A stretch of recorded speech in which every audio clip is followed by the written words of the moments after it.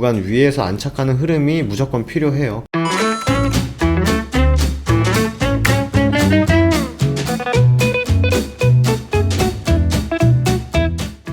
네, 반갑습니다. 허브경제TV입니다. 이번 시간에 같이 볼 종목은 019170에 해당하는 신풍제약 되겠습니다.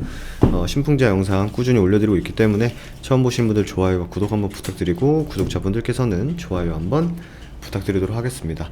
일단 신풍제약 어느정도 좀 단기 바닥을 잡아주고, 단기 바닥이에요.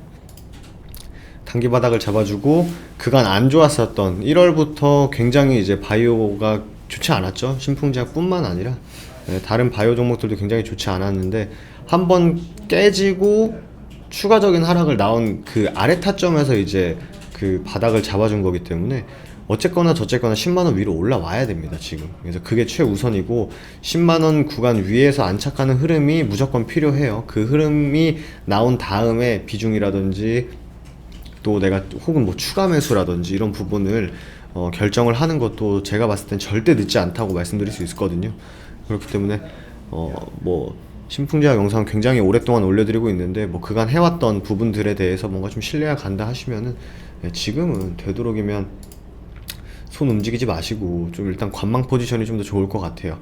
오늘은 좀 주된 내용은요, 과연 신풍제약이 일전에는 사실 뭐 요런 막 급등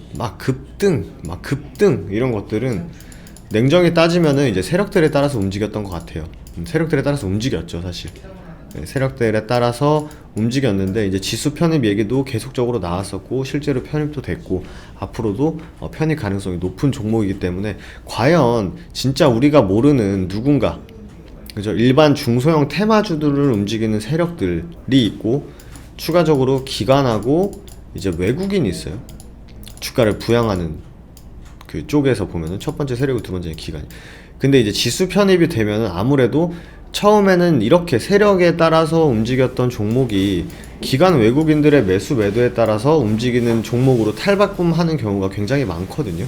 근데 그렇게 됐을 때 과연 이 신풍제약에는 긍정적일 것인지 부정적일 것인지에 대해서 한번 논해볼 필요가 있을 것 같아요. 이 부분은 차트도 아니요, 시장 상황도 아니요, 모멘텀도 아니요. 오늘 시간에는 과연 주가를 컨트롤하는 세력들은 주가를 10% 올렸다, 10% 뺐다, 10% 올렸다, 5% 뺐다, 10% 올렸다, 막 20% 뺐다 이런 식으로 움직이는데, 사실 기관 외국인들이 컨트롤하는 종목들은 이만큼의 변동성을 보이진 않습니다, 사실.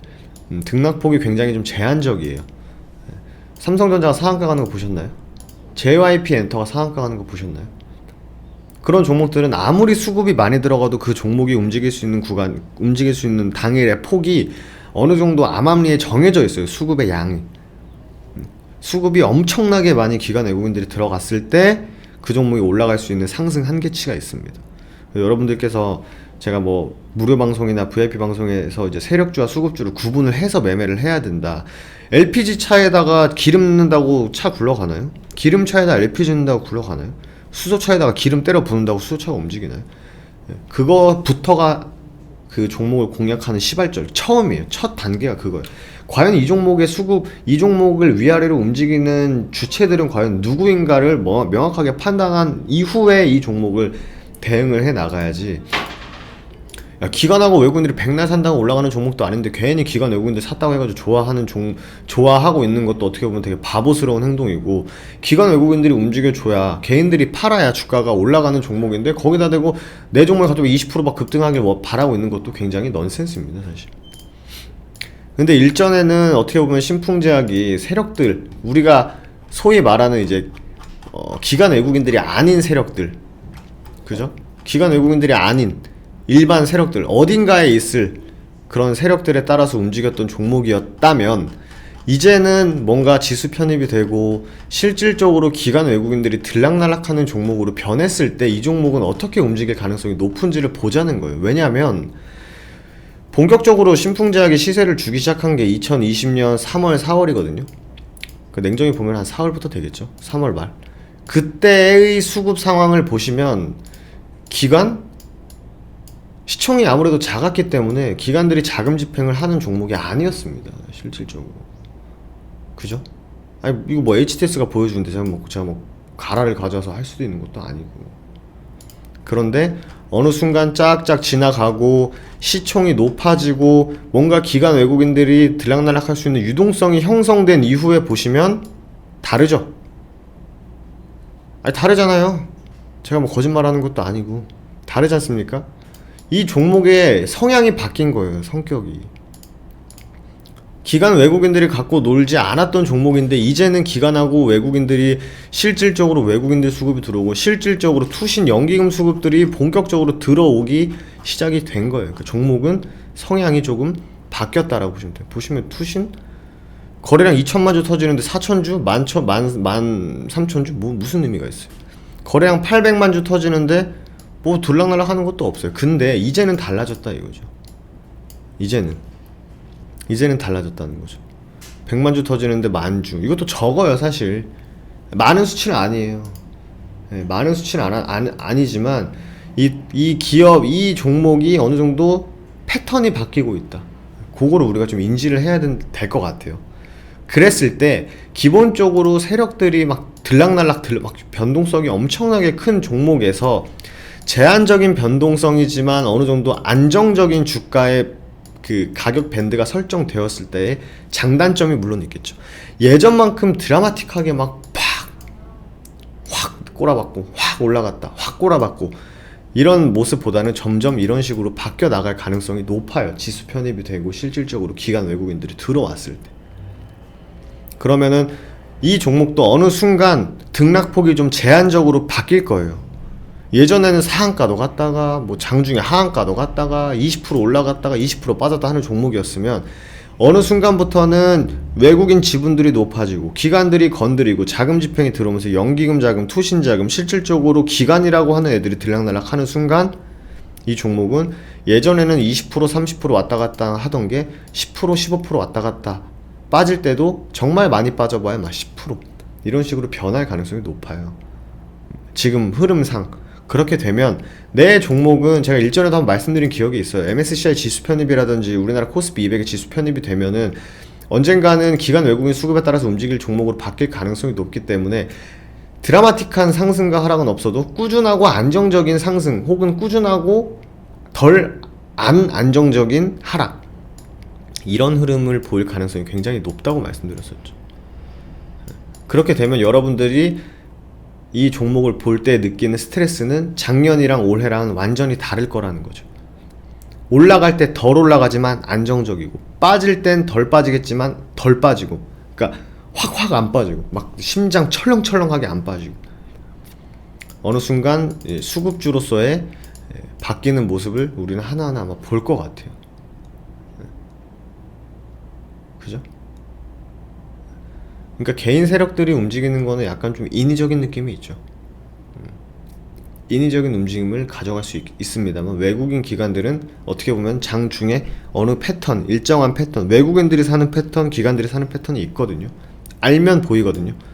그런 흐름으로 바뀔 가능성이 높다는 거예요. 즉 변동성은 좀 줄어들겠지만 등락폭은 줄어들면 그러니까 큰 등락폭은 줄어들겠지만 그만큼 변동성도 줄어들 것이라고 보시면 될 것 같아요.